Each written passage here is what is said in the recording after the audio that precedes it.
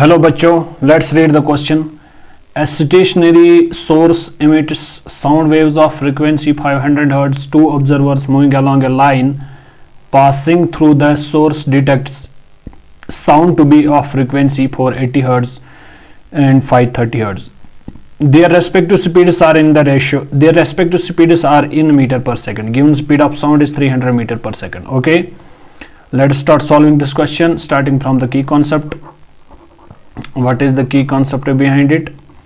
सबसे पहले हम इसको सॉल्व करना स्टार्ट करते हैं. जो फ्रीक्वेंसी ऑफ साउंड दी गई है, साउंड की फ्रीक्वेंसी गिवन है, साउंड की फ्रीक्वेंसी जो है गिवन जो है that is frequency of sound जो है that is given is equal to 500 hertz. Okay, next point is observer one.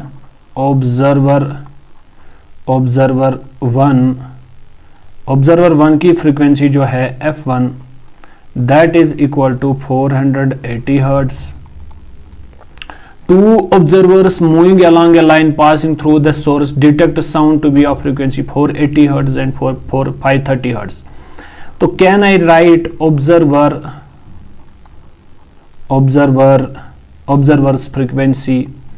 This is observer's one frequency is f1 is equal to 480, यानी जब वो दूर जा रहा है सोर्स से.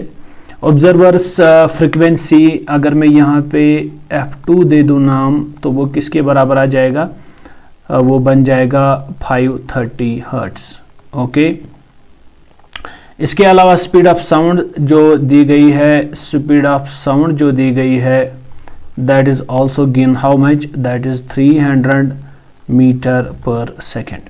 Now start solving this question. तो इसका की कॉन्सेप्ट देखते हैं सबसे पहले. When observer is moving away from the source, when आइए की कॉन्सेप्ट है. When observer is moving away from the source, when observer is moving away from the source, तो अपेरेंट फ्रीक्वेंसी क्या बनेगी? अपेरेंट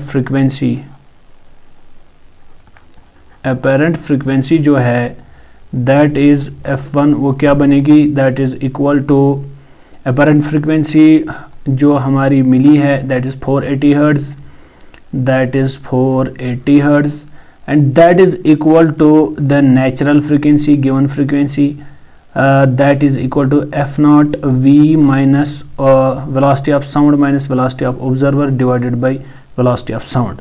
तो क्या मैं 480 यहाँ पे लिख के is equal to f naught कर दूँ? v is the velocity of sound is how much? 300 minus velocity of observer divided by 300 again. तो f naught जो है that is 500. This is 300 minus v naught divided by 300 into 480. Okay, this 0 and this 0 cancel, this 0 and this 0 cancel, this is 5 ones are 5 6 are. तो देखते हैं जो इसका value है वो क्या निकल के आता है. That is equal to 48 is equal to 300 minus v naught. 48 is equal to 300 minus v naught velocity of observer divided by 6. If I am not wrong, yes, it is okay. This is 6. So can I write it as 48 into 6 is equal to 300 minus v naught. Can I write v naught is equal to 300 minus 6 8s are 48, 6 4s are 24, 24 plus 4 that is 28. This is 28, this is 300 minus 288, this is the 12. So velocity of observer that comes out to be equal to 12 meter per second. Okay, now the next part of this question is when observer is moving towards the source, when observer is moving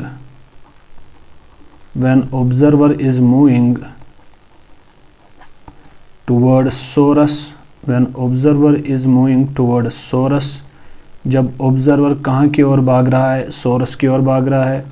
when observer is moving towards source, तो यहाँ पे जो मेरा f2 है that is equal to 530 already पता है हमें, that is equal to f0 original frequency that is v plus v naught divided by v।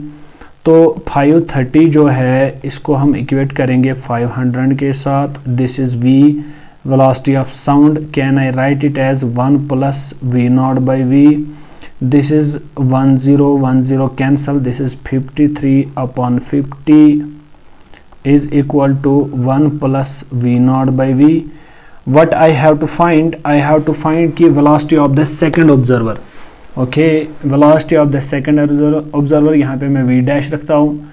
तो क्या मैं इस चीज़ को अगले स्लाइड पे दिखाने की कोशिश करूं। दैट इज 53 अपॉन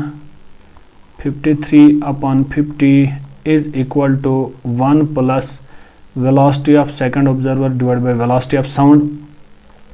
तो क्या मैं इसको ऐसे भी लिख सकता हूं, velocity of second observer divide by velocity of sound, that is 1 minus sorry that is equal to 1 plus v naught by v, that is equal to 53 divided by 50 minus 1। तो इसको मैं 53 minus 50, this is 3 by 50 multiplied by v करके velocity of the second observer निकाल सकता हूँ। v double dash will be equal to 3 by 50। how much is the velocity of sound? Velocity of sound we know that is equal to 300। 10 cancel, this is 5 6 are 30, this is 3 6 are 18 meter per second। so the velocity of second observer comes out to be equal to 18 meter per second। so the final answer is velocity of the first observer comma velocity of second observer, that comes out to be equal to first answer was 12 and second answer was 18 meter per second। Hope you got the answer of this question. The final answer is 12, 18. From the options it is clear that is 12, 18. Thank you.